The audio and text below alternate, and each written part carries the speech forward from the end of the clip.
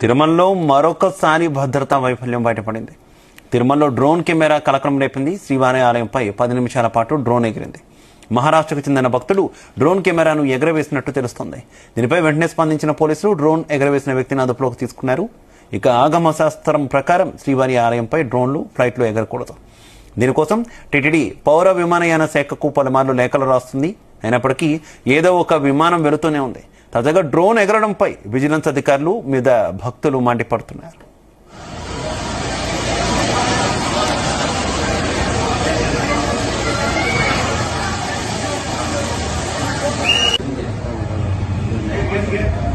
Get